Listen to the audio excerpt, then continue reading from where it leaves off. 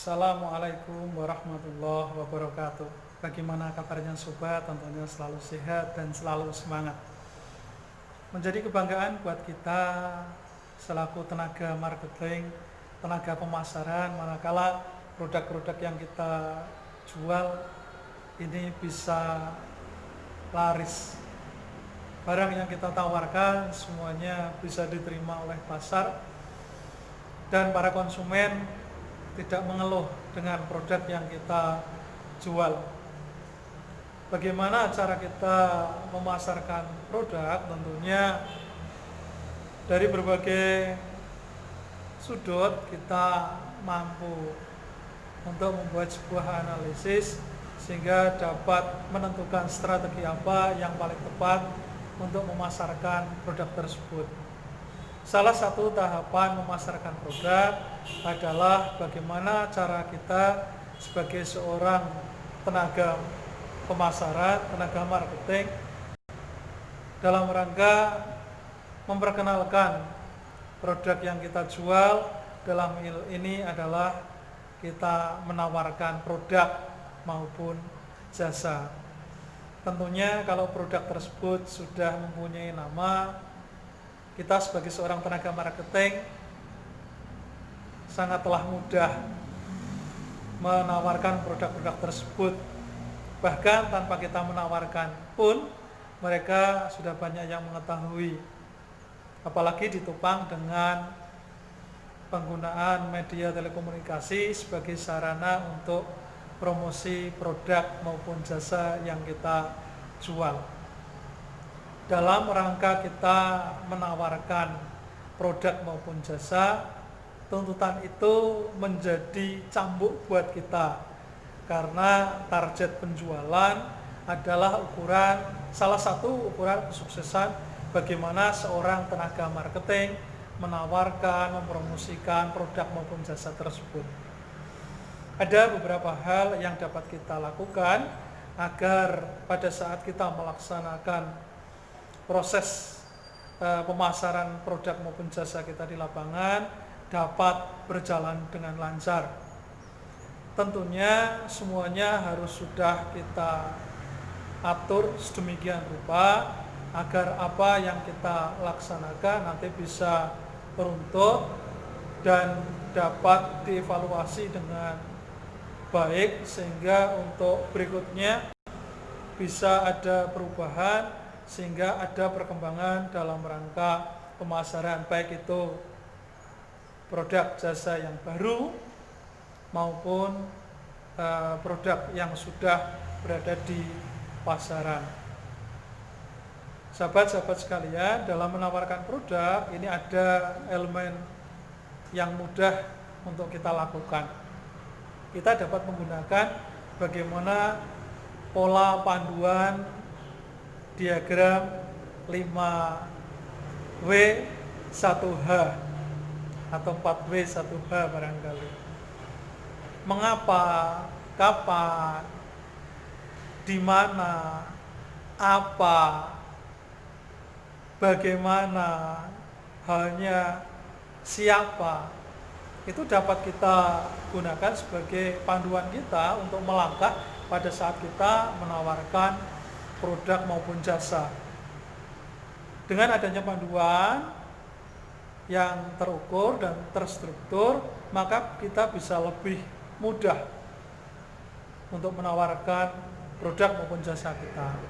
Kita akan mengawali bagaimana cara kita menggunakan dalam hal ini strategi menawarkan dengan menggunakan yang pertama yaitu mengapa. Saat kita menawarkan produk, maka kita sudah mempelajari mengapa kita harus menawarkan produk tersebut. Artinya kita sudah belajar fungsi, kegunaan, manfaat dari produk ataupun jasa yang kita tawarkan. Kita belajar dengan sebagus mungkin, sebaik mungkin. Jangan sampai nanti ada celah pertanyaan yang membuat kita susah untuk memberikan deskripsi, apalagi pada saat kita menawarkan, ritme kita berbeda dari satu tempat ke tempat yang lain. Mengapa? Kita akan mempelajari fungsi dan manfaat dari sebuah produk maupun jasa. Yang berikutnya adalah apa? Tentu kita sebagai seorang penjual marketing, maka yang akan kita jual, yang akan kita tawarkan adalah produk diri kita, sehingga kita akan menunjukkan kelebihan-kelebihan apa yang dimiliki dari produk atau jasa yang kita tawarkan, tanpa harus mengecilkan produk yang lain. Di situ tentu ada nilai plus produk yang kita tawarkan. Misalnya plus dalam hal ini kualitas produknya, kemudian teknis pembayarannya. Ada yang bisa cash, kita mempunyai sistem kredit dibayar 2-3 kali, atau kita memberikan nilai plus dalam bentuk diskon misalnya, atau kita bisa memberikan nilai plus dengan hadiah. Itu kita berikan agar bagaimana dalam kita menawarkan itu menjadi salah satu poin yang dicatat oleh seorang konsumen, seorang nasabah. Kalau itu sudah tercatat, maka pada saat nasabah atau konsumen tersebut menentukan pilihannya, itu menjadi salah satu bentuk pertimbangan. Yang berikutnya adalah kapan. Pada saat kita menawarkan, waktunya harus tepat. Timingnya harus benar-benar sesuai. Jangan sampai pada saat kita menawarkan, orang yang kita berikan informasi tentang produk ataupun jasa kita, yang bersangkutan sedang tidak mood, yang bersangkutan sedang ada masalah. Jadi waktunya tepat, atau kedatangan kita pada saat kita berkunjung ke rumah, door to door dari satu tempat, satu rumah ke rumah yang lain, waktu berkunjung kita tidak sesuai pada saat para calon konsumen ini sedang tidur, kita hadir di situ. Harusnya kita menyesuaikan. Kita menawarkan mobil yang kita jual harganya mahal. Bagaimana membuat daya tarik dengan waktu yang tepat sehingga orang tersebut mau membeli produk kita. Waktunya, tren waktu misalnya pada saat bulan puasa mendekati Lebaran, kita menawarkan produk yang itu nanti akan dipakai pada saat Lebaran. Para konsumen membutuhkan produk-produk tersebut. Contoh misalnya adanya penjualan pakaian. Tentu masyarakat tidak setiap hari membeli pakaian. Dengan kita menggunakan momen hari raya, maka itu akan mendongkrak daya beli para konsumen. Kalau waktunya sudah, yang berikutnya adalah tempat. Bagaimana kita menawarkan produk kita, itu harus tepat tempatnya. Kalau kita menjual sepeda motor, menjual mobil di tempat-tempat tentunya yang kumuh, maka akan menurunkan kredibilitas nilai dari mobil dan sepeda motor yang baru tadi. Tentu dibuat showroom yang bagus, tampilan yang bagus, sehingga membuat daya tarik tersendiri. Kita buat supermarket, harganya mungkin lebih mahal, tetapi dengan tampilan yang bagus, penataan yang bagus, tempat yang mudah dijangkau, berikutnya lahan parkir yang luas. Ya, pada saat kita memberikan penawaran, kita juga bisa lebih mudah. Kemudian apa yang kita sampaikan ini tentunya juga harus menyesuaikan. Pada saat kita menawarkan produk-produk makanan, tentunya tidak di tempat ibadah. Kalau misalnya kita muslim, saat kita menawarkan produk kitab suci, bacaan-bacaan religi, kita bisa menggunakan momen kesempatan pada saat kita berada di musola atau di masjid. Kemudian yang terakhir adalah yang perlu kita perhatikan, yaitu bagaimana kita memperbaiki diri, yaitu siapa? Siapa yang pertama adalah diri kita. Saat kita menawarkan produk kosmetik, maka usahakan kita sudah berdandan terlebih dahulu sehingga kita bisa lebih terlihat menarik, kita lebih terlihat tampan, kita lebih terlihat cantik, sehingga menjadi salah satu daya tarik. Lesan kita pada saat kita menawarkan produk tabungan, kita bekerja sebagai tenaga sales penjualan di perbankan, maka diri kita rombak, kita buat sebagus mungkin agar lesan kita menjadi salah satu daya tarik buat nasabah kita. Tingkat pendidikan kita tambah dengan pendidikan dan pelatihan.